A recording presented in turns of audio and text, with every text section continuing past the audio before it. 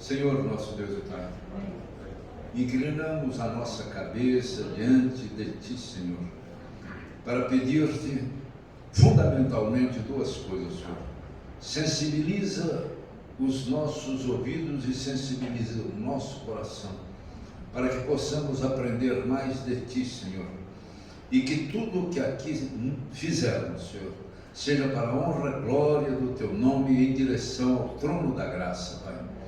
Ó Santo de Israel, muito obrigado pelas pessoas que aqui já estão, pelas que ainda vão chegar, Senhor, e em tudo por tudo, Tu sejas glorificado em nome de Jesus.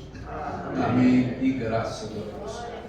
Amados, eu vou esperar encher um pouco mais a classe para corrigir algumas coisas ou complementar algumas coisas que nós já falamos aqui, né?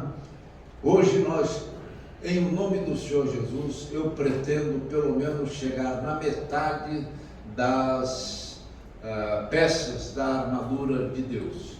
Se for possível, a gente chega até o final, mas se não for, chegando à metade eu já estou satisfeito. Eu queria chamar a sua atenção para a próxima apostila. A próxima apostila nossa será nossa mente. Nossa mente. Eu acho que eu já falei em parte aqui na apresentação das matérias das nossas classes. Possivelmente seja a apostila mais importante que eu já tenha escrito até hoje.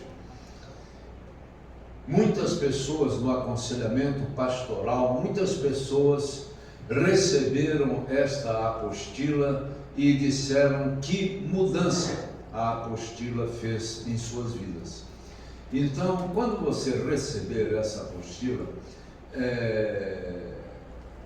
a minha filha me criticou outro dia, eu já disse aqui que ela falou que eu não devo pedir a vocês que leiam a apostila, eu devo apresentá-la, mas existem coisas que, há um provérbio latino que diz o seguinte: as palavras voam, a escrita fica, tá? Porque você ouve alguma coisa e daqui a 5 minutos você perdeu. Quantas vezes você perde uma coisa, de uma hora para outra você esqueceu ou começa a citar de maneira diferente? Então, pelo menos vão ser 7 apostilas que vocês vão receber. Essa seria 7 com mais 2 iniciais, né? 9. Mas essas são pequenininhas, aquelas 2 primeiras. Mas da classe mesmo são 7 apostilas. Então, que você pudesse ler, reler e tresler, existe o verbo, tá? Tresler essa apostila na nossa mente, porque ela vai aclarar muito acerca de nós mesmos. Mas depois de ler, ler, tresler, aí já não é mais ler, aí já é estudar. E depois que você tresler, estuda. Exatamente, existe uma diferença. Obrigado, pastor Almiro, sempre presente e sempre muito oportuno. Amados, na nossa apostila sobre toda a armadura de Deus, eu vou dar um repasse rápido para que nós possamos entrar diretamente nas peças. Uma das perguntas que eu faço nessa apostila é o seguinte: o título é Guarda-roupa do Rei, cobertura, abrigo, esconderijo, né? Está uma citação em hebraico do Altíssimo, né? A armadura para quê? Ninguém entra numa batalha, ninguém entra numa guerra, ninguém entra num conflito sem que esteja exteriormente preparado. Naquela época, hoje não. Hoje, naquela época, a luta era homem a homem. Quem é que se lembra dessa época? Ninguém, né? Não levanta não, porque isso aí era naquela época. Naquela época não havia a arma de fogo, gente. Era lança, flecha, espada, e eu acredito que só. Então era corpo a corpo, praticamente, a não ser a lança e a flecha, porque na realidade, na hora que a escaramuça, todo mundo conhece a palavra, escaramuça, quando a luta chegava, você tinha que estar preparado para evitar ao máximo. Ainda tinha massa, né? Ainda tinha massa e o tacape, né? A massa era uma bola cheia de grampos, né? No final de uma corrente, que você pegava e batia, né? Quebrava normalmente o escudo da pessoa, etc. e tal. Né? E o tacape é uma espécie de taco de golfe, que você também entrava na luta. Mas por que razão esta armadura? E porque essa armadura é uma armadura espiritual, e você vai entrar numa batalha espiritual. Então, para batalhas espirituais, armas espirituais. Ficou claro? De nada adianta você querer pegar um canhão, né, e tentar dar um tiro em um espírito imundo. Por que razão? Espírito é espírito, então não adianta nada. Então você tem que estar revestido desta armadura. E que tipo de armadura é essa? Uma armadura que o próprio Deus coloca à nossa disposição. Nós vamos entrar em pormenores daqui a pouco. E por que razão que você deve estar preparado? Eu disse que quando Deus criou o homem, Ele deu poder a esse homem, domínio desse homem. Depois você lê isso lá, 1,16 de Gênesis, está dizendo: tenha ele domínio, façamos o homem à nossa imagem, conforme a nossa semelhança, e tenha ele domínio. Domínio sobre o quê? Sobre tudo que Deus houvera criado até então. O que Deus havia criado? Tudo, com exceção do homem. Então, quando Deus cria o homem, todo o cenário que hoje está diante de nós já havia. Ele primeiro prepara tudo para colocar o homem no centro da sua criação, que era o jardim do Éden. Éden quer dizer delícia. Então você, naquele jardim, o homem dispunha de tudo de que precisava. E Deus faz o que? Deus diz para aquele homem que de tudo que ali estava à sua disposição, ele podia dominar, e mais do que isso, não só sobre a terra, mas também os animais, e deu para ele tudo aquilo que as árvores produziam para alimento. E menos duas coisas, menos uma coisa pelo menos. Depois você lê isso lá em 2,16, 17, e você vai ver. Que eu costumo dizer é a adversativa mais dramática da palavra de Deus. Tudo aqui você pode comer, mas é uma adversativa. O que é uma adversativa? É uma conjunção que contraria o que foi dito, né? Então, mais, porém, contudo, todavia, portanto, entretanto, senão, né? São as adversativas. Então o Senhor nosso Deus diz: olha, tudo isso aqui você pode se alimentar, mas do fruto da árvore do conhecimento do bem e do mal, dela não comerás, porque no dia, aí estava para vocês, certamente no dia que dela comeres, ou no dia que dela comeres, certamente morrerás, não? Então isso nós temos absoluto domínio. Quando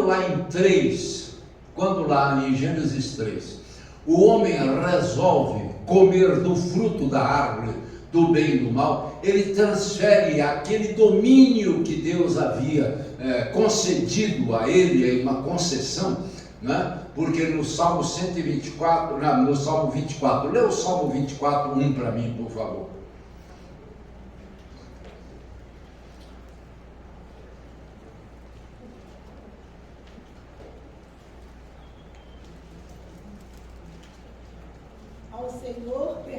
Ao Senhor pertence o quê? A terra. A terra e que mais? E a sua plenitude. e a sua plenitude, ou seja, tudo que cerca a terra, continua. O mundo e o que neles habitam. O mundo é o universo. Aí é cosmos, universo. Então repare uma coisa, amados. Mesmo que o homem tenha transferido o domínio que Deus havia concedido a ele para Satanás, ele continua sendo o Senhor do universo. Tanto é que a maioria das orações que se fazem em Israel começam exatamente assim: Baruch atah Adonai Eloheinu melech haolam. Todo mundo entendeu, não é isso? Absolutamente, graças a Deus. Então, bendito és tu, Senhor nosso Deus, Rei do universo. Olha que coisa maravilhosa. Baruch atah Adonai Eloheinu melech haolam. Eu acho lindo quando nós recepcionamos em nossa casa, tivemos essa oportunidade, o embaixador de Israel. Eu comecei a oração antes da refeição com esta oração e pedi a ele para me corrigir se por acaso eu tivesse errado. Ele não teve coragem. Então vamos lá. Eu digo aqui num box sobre essa questão que Adão transferiu para Satanás o domínio sobre a terra, né? Então eu digo, sabendo, repete, em cada parada minha, cada movimento que eu faço, Satanás crê que estou no território de que tem a posse, ou estou invadindo áreas do seu domínio. É natural que queira expulsar-me dali, a não ser que eu faça aliança com ele, para que eu permaneça no seu reino. Quem é que gostaria de fazer aliança com Satanás nessa manhã?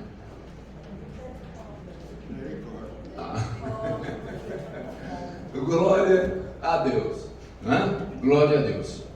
Então repare uma coisa, nós temos, quando aceitamos ao Senhor Jesus como Senhor da nossa vida, nós recebemos o primeiro revestimento sobre nós. Qual é esse revestimento? O sangue do Senhor Jesus, amados. O sangue do Senhor Jesus nos cobre por inteiro. Tanto é, quem é que se lembra da palavra propiciatório? O que era o propiciatório? Havia dentro do templo, no lugar santo, ou no santo dos santos, o santíssimo, havia a arca da aliança, ok? Sobre a arca da aliança havia uma bandeja, chamada propiciatório. Por que razão? Vocês vão entender agora. Dentro da arca, o que havia? Não ouvi. Uma tirina de ouro contendo o maná. O que mais? A vara de Arão que havia florescido. E terceiro, as tábuas, não é? As tábuas das 10 palavras. Não é lei não, gente. Das 10 palavras. E também lei não é lei. Eu acho que eu já falei aqui sobre isso. O que é Torá? Torá é instrução, direção, ensino, não é lei. Pergunta para mim então por que a gente fala lei? Porque quando os 70 resolveram traduzir o Antigo Testamento, a primeira aliança, para o grego, eles traduziram Torá por nomos. Nomos é lei. E o que fez Jerônimo? Jerônimo pegou aquela lei e traduziu para o latim como lex legis, que quer dizer lei. Mas na realidade Torá não quer dizer lei, não. Torá quer dizer instruções, minhas instruções. Tanto é que você leia Provérbios que está lá, ouça minhas instruções, ouça minhas instruções. Instrução, direção e ensino, não é lei não. E nem é mandamento. Aquelas 10 aquelas 10, e o que havia naquelas tábuas? 10 palavras, Aseret HaDevarim. Aseret é 10, HaDevarim, palavras. Davar é palavra em hebraico, e Devarim é o plural de palavras. 10 palavras. Eram, a maioria das vezes que a gente vê de um lado 5 e do outro lado 5. Não é, não. De um lado 4, por quê? Porque eram as palavras de Deus de nós para com Deus. De nós para com Deus. E as outras eram 6, do homem para o homem. Eu digo que ali está a cruz que nós devemos carregar. Por quê? Porque há uma haste vertical, que são as instruções que Ele dá para nós, para com Ele, Deus. E na horizontalidade, aquilo que Ele dá de nós para o nosso próximo. Que começa com honrar pai e mãe e termina com não cobiçar. Depois você lê direitinho isso lá. Começa com não terás outros deuses diante das minhas faces, que eu já toquei aqui. E a última é para que nós guardemos. Não é sábado também não, amados. Shavat, ou Sabat, em hebraico quer dizer descanso. Era o dia de descanso. Os dias eram contados: primeiro, segundo, terceiro, quarto, quinto, sexto e sétimo dia. Esse Shabat, ou Sabat, melhor falando, Shabat quer dizer Deus descansou. Por que Deus descansou? Ele se cansa? Não, é porque ele cessou o seu trabalho, porque tudo havia sido feito. Por isso ele cessa, não há mais nada para fazer. Quando você recebe uma tarefa para executar e você termina, você fica caçando mais tarefa para fazer? Ou você vira as costas e vai para casa correndo antes que o chefe te chame? É isso aí. Não é? Então Deus, que era chefe sobre ele mesmo. Por que Deus fala que é descanso? Por que ele fala que o sábado é santo dia dele? Guarde o dia de descanso. Porque, gente, são só 2 línguas que tem sábado. É porque eles pegaram Sabat e transliteraram para sábado. Só lunes, martes, miércoles, jueves, viernes, sábado e domingo. Isso é em espanhol. Mas em francês não é. Em inglês é Saturday, dias de Saturno, o sábado. Sonntag. Não, isso é outra coisa, isso é alemão. Eu ia falar era o domingo. Ficou claro isso? Então, quando você ler lei na sua Bíblia, saiba que são instruções, direção e ensino de Deus para a nossa vida. Então, lá dentro da arca havia as 2 tábuas de quê? Das instruções, da direção e do ensino de Deus para nós. Para quê? Para que nós pudéssemos extrair do mundo o melhor para nós. Amém? Então veja bem, havia 2 querubins, né? Querubim já é plural, porque a palavra certa é querub. Querub era um anjo de guarda. Depois vocês vão ler aqui, ele tinha 4 caras sob a visão de Isaías. 4. Uma delas boi, outra delas é águia, outra delas é homem, outras delas é leão. Cada uma representando quem? O próprio Senhor Jesus. O boi era o serviço, o leão era o reinado e o domínio, o homem a inteligência. E ficou faltando qual?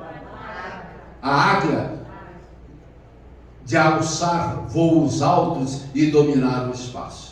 Tá? Mais ou menos isso. Então vamos lá. Deixa eu ir. Proteção invisível contra inimigos invisíveis, contra forças espirituais, armas espirituais. Por que nós precisamos dessas armas espirituais? Precisamos dela porque o mundo inteiro jaz no maligno. Cada passo que você dá, você está pisando no pé de Satanás. Ficou claro? Alguém gosta de ser pisado aqui? Quando eu era menino, há pouco tempo atrás, havia uma brincadeira terrivelmente terrível, que era você botar um sapato novo, a primeira coisa que a pessoa chegava é pisar na ponta do sapato da gente. Quem é que se lembra disso? Oh, glória a Deus! Não lembra não, né? Pelo amor de Deus, pelo amor, não vai me enganar. Não é? Eu acho que nós vamos receber a presença do... deixa eu juntar mais um pouco que eu quero falar sobre isso que está aqui. Tá? Então, nós temos que saber que nós vivemos num mundo que é, entre aspas, possessão de Satanás. Então, cada passo que a gente der, está pisando no pé de Satanás. Não, eu não terminei a questão da arca. Então, uma vez por ano, no dia da expiação, Yom Kippur, Yom é dia, Kippur é expiação. No dia da expiação, o sumo sacerdote tinha direito de entrar no Santo dos Santos.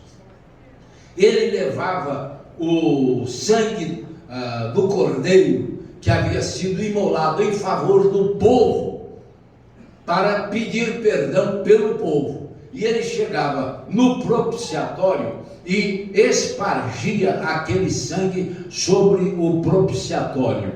Depois você lê isso lá em Levítico em diante. O que acontece? Aqueles dois querubins estavam olhando para onde? Para dentro da arca. Para quê? Para ver aquelas três coisas que havia dentro da arca. Primeiro, a autoridade de Deus concedida ao homem, que era a vara de Arão. Segundo, a provisão de Deus, que era o quê? O maná. E terceiro, as instruções de Deus. Ficou claro? E quando ele espargia o sangue sobre o propiciatório, os anjos olhavam e não viam mais as tábuas conhecidas tábuas da lei, ou tábuas da instrução, direção e ensino de Deus, e via apenas o sangue do cordeiro. Olha que maravilha!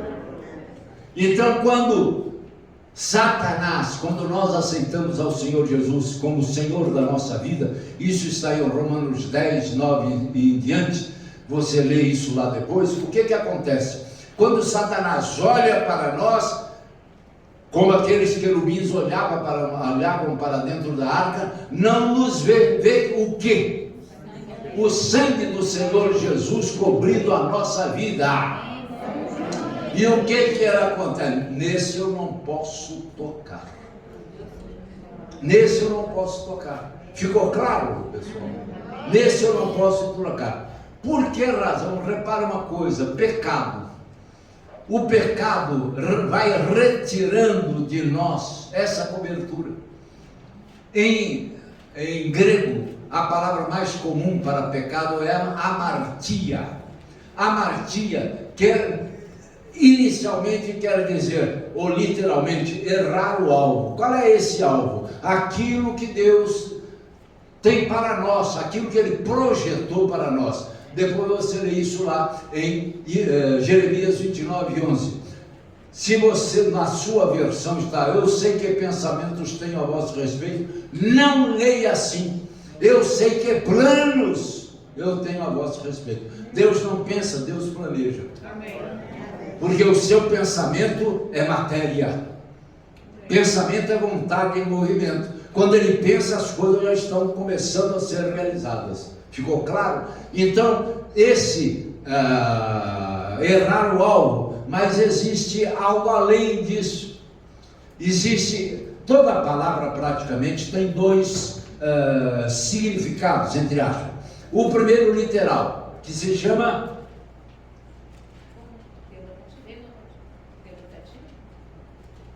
um deles é conotação, o outro é denotação e o outro é conotação. a denotação é aquilo que ele quer dizer, e conotação, eu estou trocando. Não, é esse mesmo. É isso mesmo, né? E conotação é o que vai além, né, daquilo que está escrito. Por exemplo, casa. Quando eu digo casa, eu digo o quê?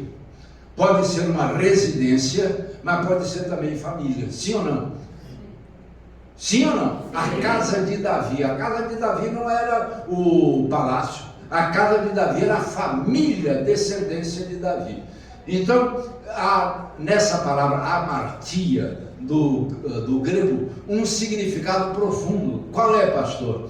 É que você vai perdendo a marca. O sangue do Senhor Jesus sobre a nossa vida vai esgarçando. Nós vamos perdendo a marca do nosso Senhor.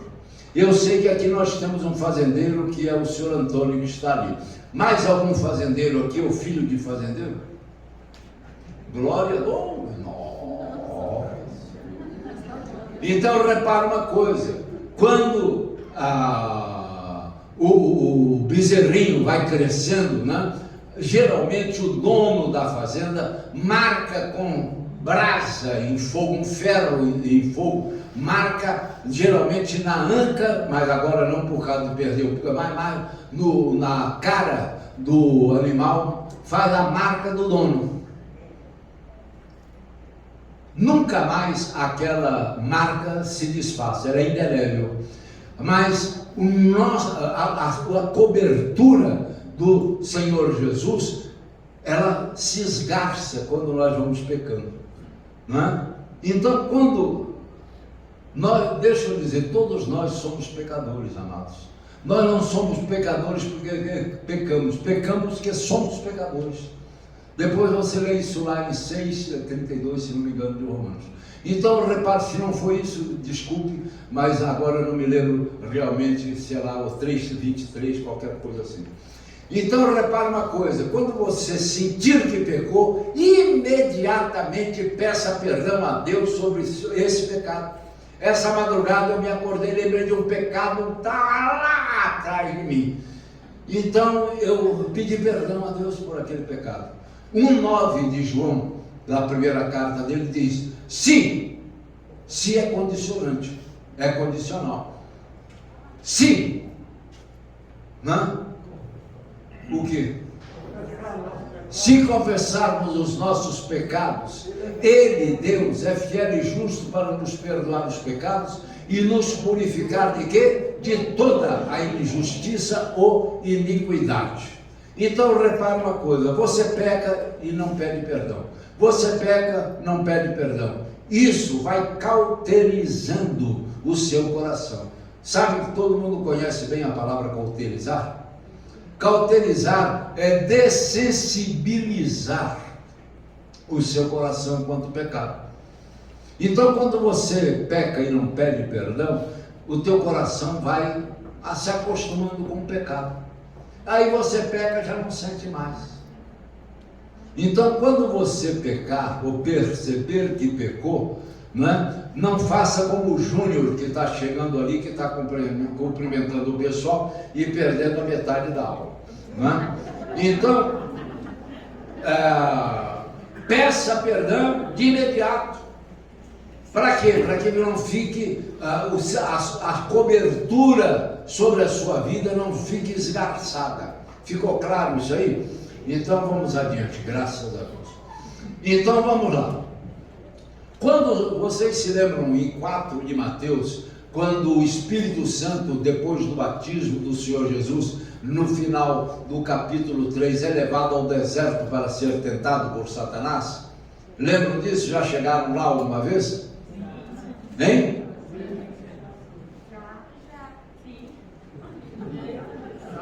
Não vá fazer igual um político que recebeu de um pastor que ele foi visitar, recebeu uma Bíblia. E aí, quando ele visitou de novo, que era tempo de eleição, visitou de novo, ele perguntou: escuta, já leu Gênesis? Ele falou: pastor, ainda não cheguei lá. Isso acontece. É verdade. É verdade. É verdade. Então vamos lá. Quando o Senhor Jesus é levado ao deserto pelo Espírito Santo, não foi outro senão o Espírito Santo que o levou até o deserto para ser tentado. Depois de 40 dias e 40 noites sem se alimentar, não é? Ele é visitado por Satanás. Eu já disse aqui que Satanás não é nome. Pode entrar, pastor Gilmar, em nome de Jesus. Eu estava sentindo a sua falta. Não é? Satanás não é nome. Nome, eu vou dizer qual é o nome dele. Deixa o pastor Gilmar, senão vocês vão pensar que é ele. Não é? Então, repare uma coisa. Satã, em hebraico, quer dizer adversário. Adversário. Quando se refere a um adversário especial, que é Satanás, ele vem acompanhado de um pronome, não é demonstrativo não, aquele a, ou como é que chama? Pronome?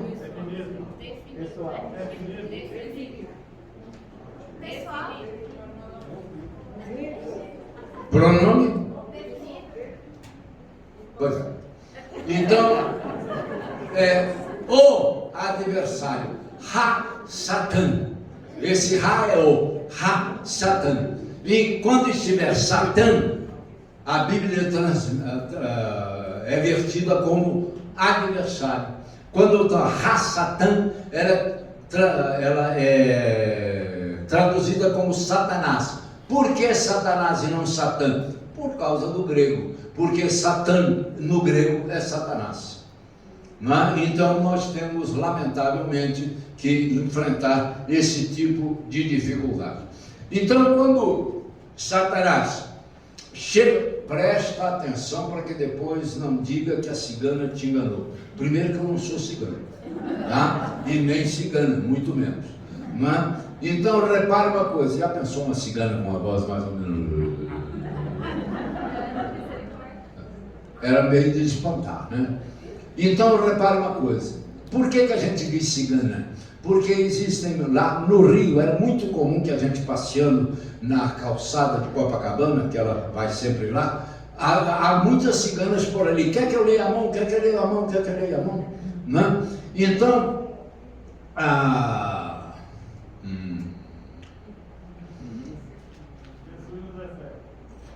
então vamos lá.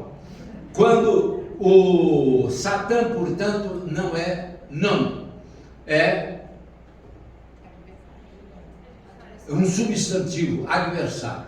Satã é Satanás. Quando Satanás se aproxima do Senhor Jesus, a primeira coisa, quero dizer sobre três coisas. Primeira coisa que Satanás faz é tentar você na sua maior fraqueza. 40 dias e 40 noites. Será que dá fome? Quem é que já levantou pela madrugada quando jantou pouco e sentiu fome e não conseguiu dormir e vai lá, né, na geladeira e faz uma devastação? Outro dia eu e a minha mulher, comendo, não sei porque nos alimentamos pouco no jantar, resolvemos às 2 e pouco da manhã ir lá fazer um lanche, não é? Então 40 dias e 40 noites eu acredito que a pessoa sinta um tanto quanto de fome.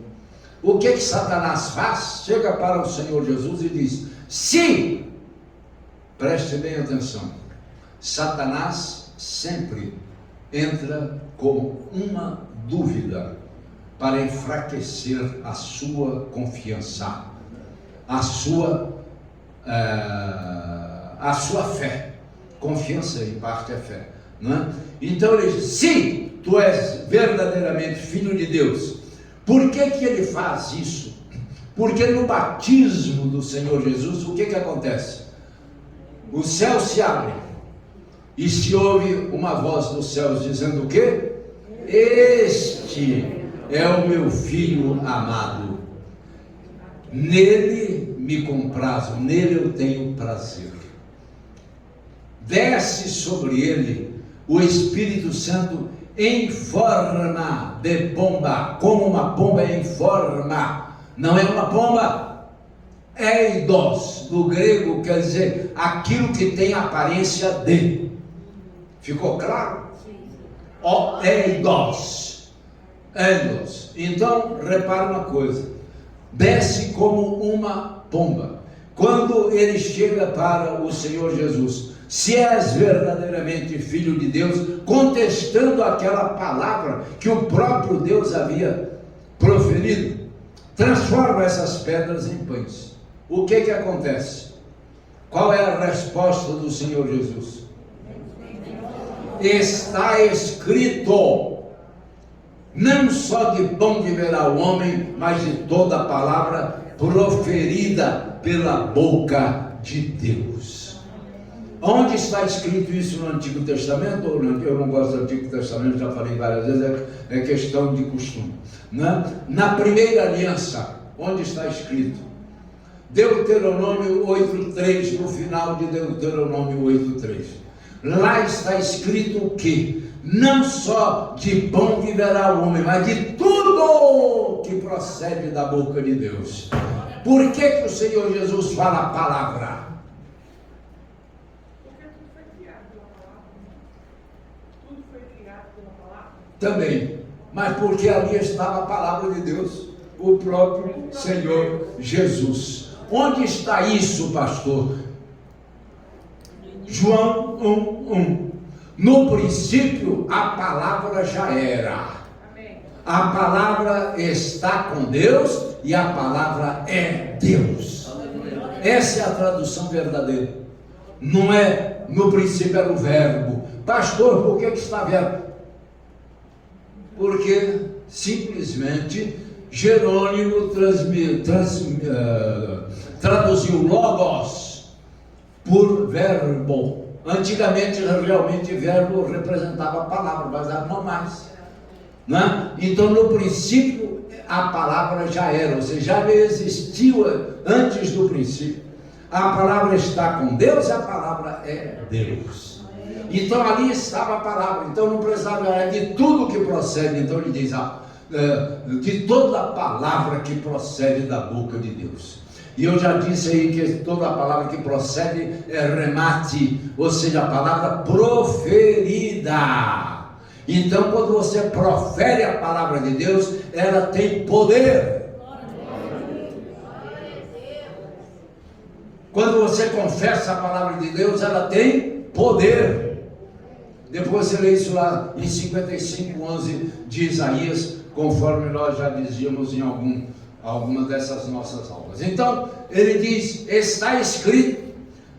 Repare, Satanás começa pelo corpo físico, pela necessidade física do Senhor Jesus. Aí o que ele faz? Ele vai e leva o Senhor Jesus, né, ao pináculo do templo. O pináculo é a parte mais alta. Segundo os estudiosos, eram 71 metros. 71 metros é relativo a um prédio, divide 71 por 3. Não dá tradução, não dá versão, não dá. Dá quanto? 20 e tal. É um prédio de 20 andares. Aí lança-te, né, daqui. Por quê? Porque está escrito que aos teus anjos dará ordem a teu respeito. Não. Pois é, isso está lá no Salmo 91. Então o que acontece? O Senhor Jesus repete, também está escrito, não tentarás ao Senhor teu Deus. Tá certo? Ele responde a primeira tentação com a palavra. A segunda tentação, na primeira foi o corpo físico, na segunda foi a vaidade, que o Senhor Jesus podia dizer, eu vou provar que eu sou realmente filho de Deus, eu vou saltar daqui, o meu pai vai me segurar e não vai me deixar machucar. Então mexe com o seu emocional. Gente, vamos nos lembrar, nós não somos racionais, não.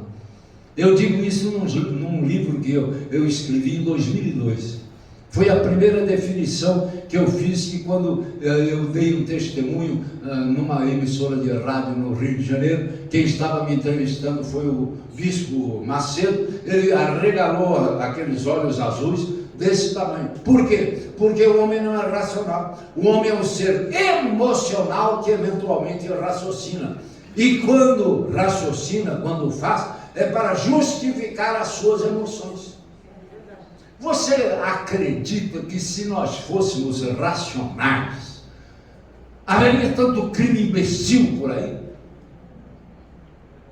E quando eu falo sobre isso, eu me lembro, recém quando eu escrevi isso, lá em Londres, um homem tinha, não temos criança aqui, né? Um cidadão britânico havia estuprado uma criança, uma menina de 4 anos, e empalado aquela criança numa grade, empalaram e enfiar aquela pessoa numa grade. Meu Deus! E eu costumo dizer, se fôssemos racionais, não precisávamos de policiamento, não precisávamos de delegacia, não precisávamos de prisões, não precisávamos de fechadura nas nossas portas, sistema de segurança, nada disso. E nem do Putin. E nem do Putin, o presidente lá. Ah, e nem dele.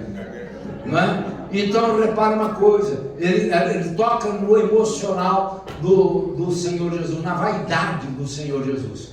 Então, na terceira, ele leva o Senhor para um alto monte e mostra todos os reinos. E ele diz, tudo isso aqui te darei, se você prostrado me adorar. Ele não estava errado, não. O mundo não jaz no maligno, então todos aqueles reinos estavam sob o seu domínio. Mas ele é mentiroso e não ia dar coisa nenhuma. Claro, essa é boa. E não ia dar coisa nenhuma. Tá certo, pastor Almeida. Então, repare, depois você lê isso lá em João 8,44, e você vai ver que quando ele fala mentira, fala do que ele é próprio, que ele é mentiroso e pai da mentira. Tá? Então, o Senhor Jesus repete o quê? Também está escrito o quê? Só ao Senhor adorarás e a Ele darás culto. Palavra, ok? Também está escrito. Bom, então, vamos adiante. 8, 9, oh glória a Deus, estou começando a chegar perto. Imperativos paulinos.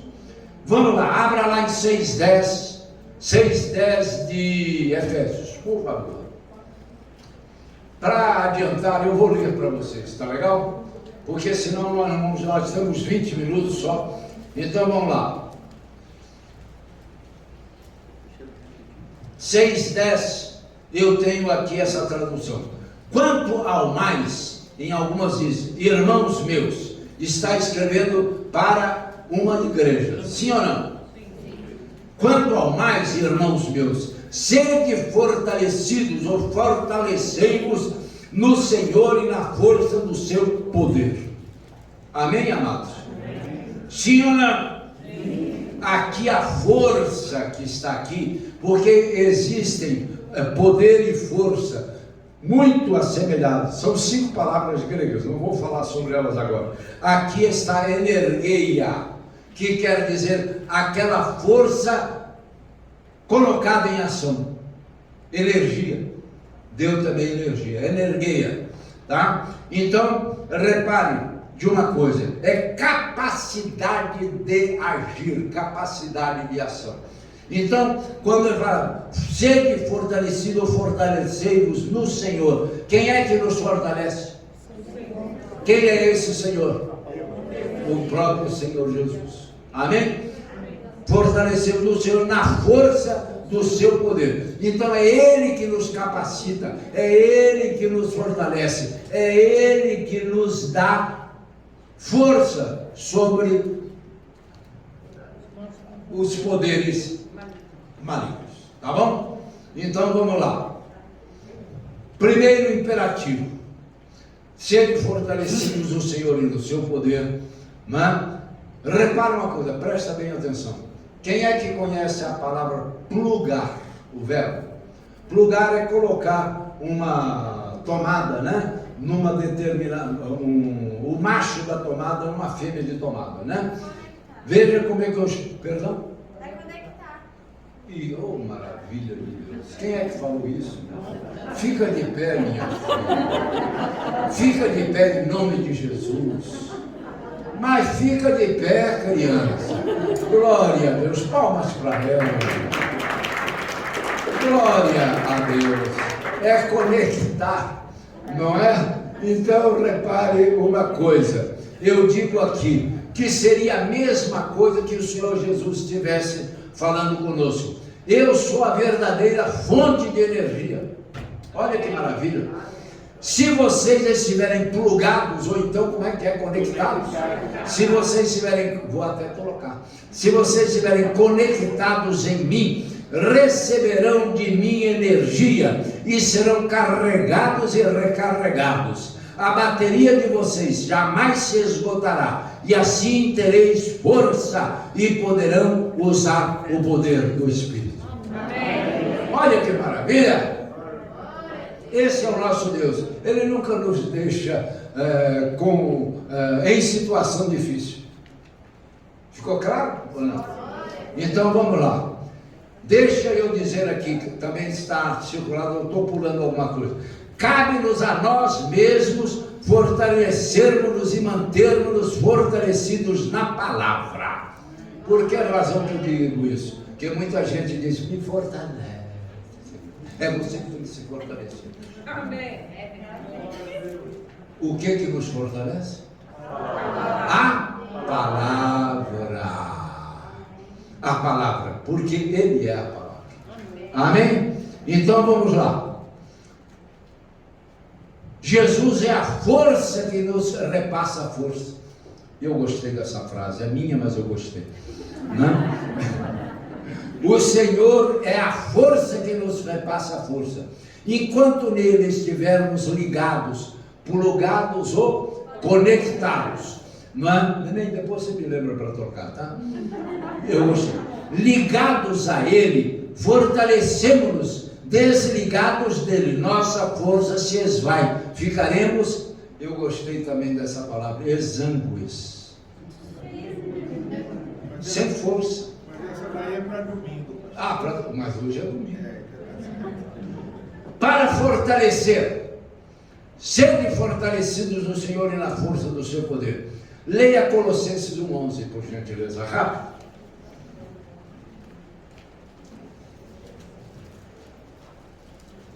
Oh Deus, essa aula é muito curta, meu Pai.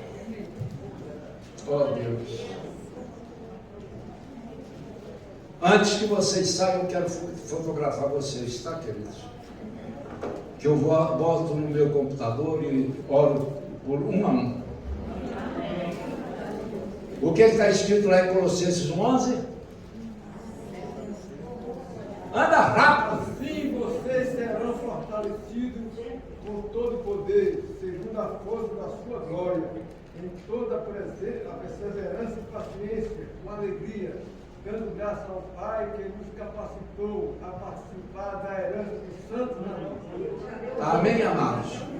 Então, o que eu quero dizer? Eu quero dizer o seguinte: o que nos fortalece é a palavra de Deus. Está saindo porque não quer sair na fotografia, minha filha? Oi! Vai dar uma volta? Dá aqui mesmo, filho. Dona Maria do Carmo, por que a senhora está saindo? Olha que eu não oro pela senhora. Então repara uma coisa, eu quero dizer o seguinte: fortalecei-vos no Senhor e na força do seu poder. O Senhor é a palavra. Então você se fortalece com o quê? Com a palavra. A palavra é fonte de poder. Amém? Então você, aí depois você leu. Segundo imperativo: sede fortalecido na força do seu poder, do Senhor. 6:10, fica para lá. Já falei. Agora vamos para revestimento. Não é? Ah, meu Deus. Ah, Deus, faltam 10 minutos. Deixa eu pular aqui um pouco. A proteção que nós temos é do Senhor Jesus, que é a palavra de Deus. Romanos 13, 14. Por favor.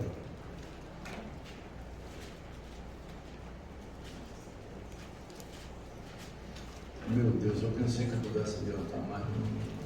Vamos lá. Ao contrário, revistam-se do Senhor Jesus Cristo. Revista do Senhor Jesus Cristo. Obrigado, filha. Vamos ficar por aí. Quem é o Senhor Jesus? A palavra. Ficou claro?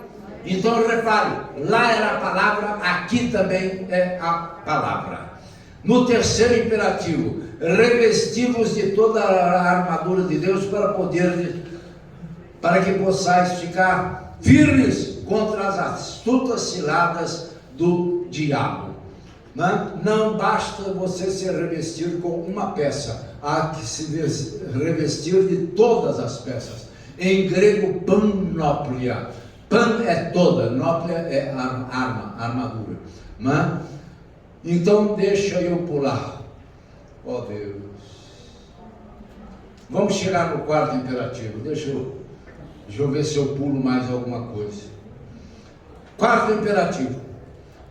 Efésios 6,12.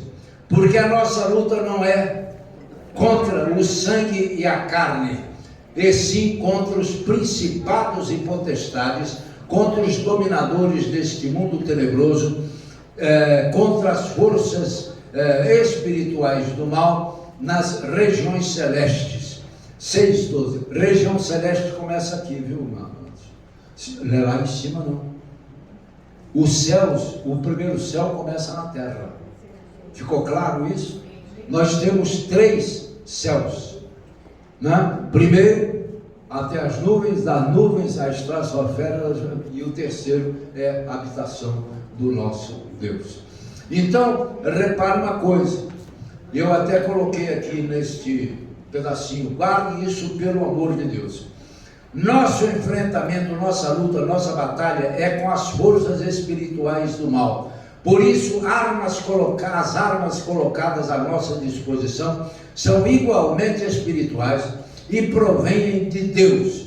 Por isso, muito mais poderosas que qualquer poder do maligno, em conjunto com todos os seus anjos, os demônios.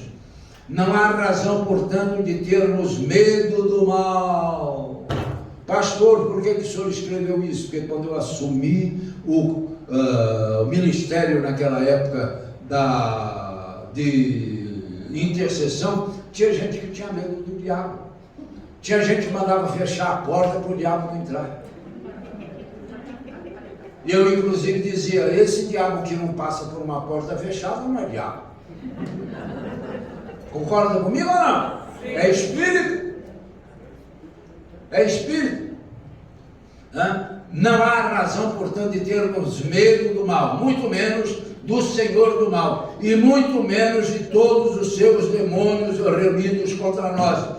Pois a primeira armadura que está sobre nós é o sangue do Filho, do próprio Deus, do Senhor Jesus. Amém? Hebreus 10, 19, por gentileza. Rápido. Eu tenho 7 minutos, com mais 4 que geralmente eles dão. Eu estou chegando lá. Glória a Deus. Oh, Deus. Me ajuda. Portanto, irmãos, temos plena confiança para entrar no Santo dos Santos pelo sangue de Jesus. Pelo sangue de Jesus. Olha que cobertura maravilhosa.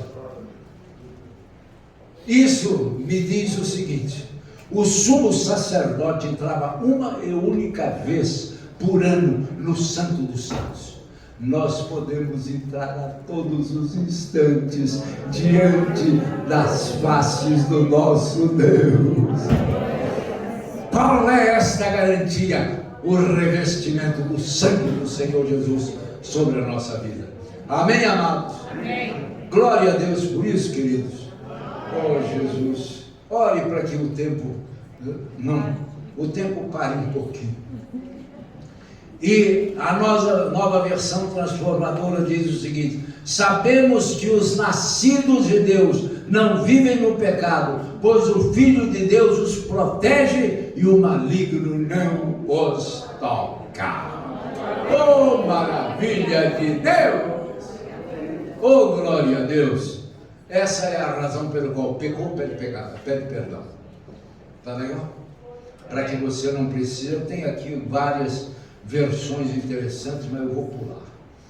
Vou pular de novo, vou pular de novo, vou pular. Ih, aqui tem hierarquia espiritual, que eu vou pular também. Jesus do céu. Na sua idade não é bom pular tanto. Meu pastor, ele falou que na minha idade não é bom pular. Vamos bater palmas para ele, né? Agora vamos transformar essas palmas em vaia.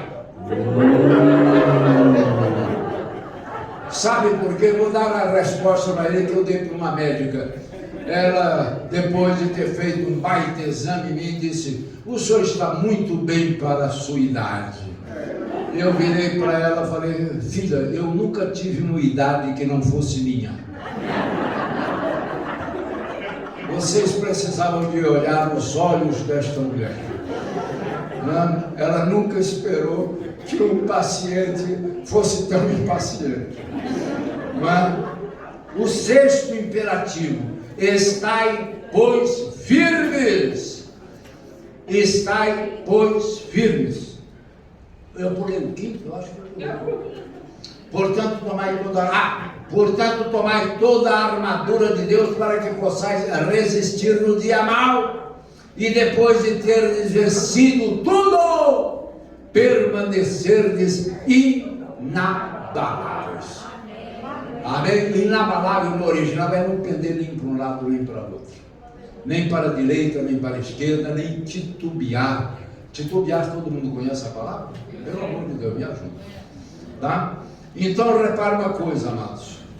O sexto imperativo diz o seguinte: estais, pois, firmes. Efésios 6, 14a. Deixa eu pular mais um pouco. Sétimo imperativo. Oh, graças a Deus. Vamos entrar na primeira arma, na primeira peça da armadura. Estais, pois, firmes, fazendo o quê? Cingindo-vos com a verdade. Efésios 6, 14b. Cingir é o quê?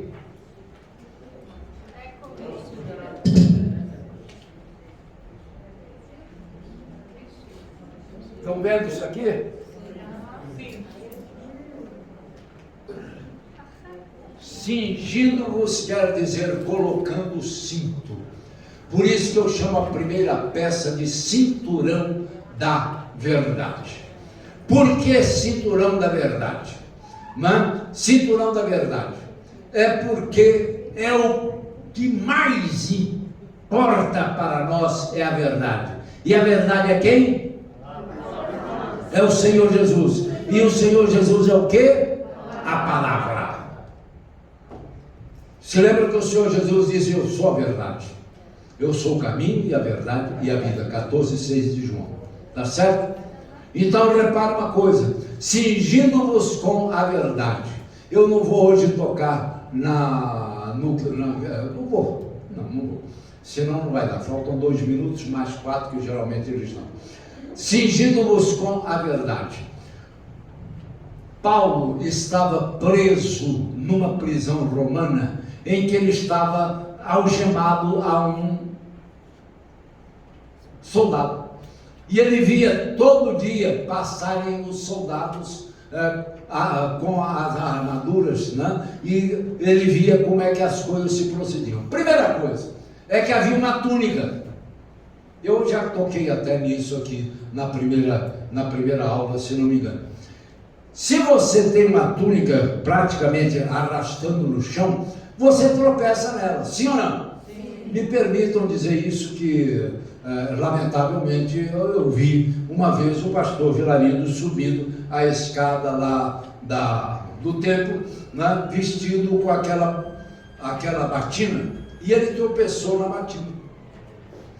Quando uma mulher se casa, normalmente ela se casa com vestido longo, e as suas madrinhas também de vestido longo. O que é a primeira coisa que a mulher faz? Para quê? Para não tropeçar. Então o que acontece? O cinturão da verdade levantava a túnica para dar destreza, não é destreza, facilitar a destreza do soldado, que ele pudesse dar passos largos para um lado, para outro, para frente ou para trás. Ficou claro? Ficou claro? Isso é importante. Então a primeira peça da armadura é o cinturão da verdade. O que é verdade, pastor? Aquilo que não precisa ser escondido. Por isso que a palavra de Deus é tão exibida, que nós a temos traduzida em 1453 línguas. Tá? Então repare uma coisa, ela está à sua disposição, ela vai levantar a túnica da sua vergonha, para te dar destreza e capacidade de enfrentar todas e quaisquer dificuldades ou sanhas de Satanás sobre a sua vida. Amém, amados? Ficou claro? Graças a Deus chegamos, né? Eu digo aletheia em grego e emet, eu já falei aqui sobre ela em hebraico, e na próxima aula eu vou começar daqui. Deixa eu corrigir rapidamente, estou marcando onde eu parei. Outro dia alguém me perguntou qual era a diferença entre enfermidade e doença. Eu digo, doença é aquilo que nos deixa mal, enfermidade que leva à morte. E eu disse de gripe, e a minha filha falou, não, você está errado, porque gripe leva à morte sim. SARS, né, que é essa pandemia que está lá lastrando aí, então é resfriado. Aquele que ouviu gripe não ouviu resfriado. Amém? A doutora Luciana está aqui hoje? De manhã? Não, né? Eu ia falar uma coisa com ela. Então, amados, primeira coisa, vamos nos revestir da verdade. O cinturão da verdade. Sempre a verdade. Por quê? Porque a mentira é do diabo. E ele é mentiroso e pai da mentira. Anota 8:44 de João.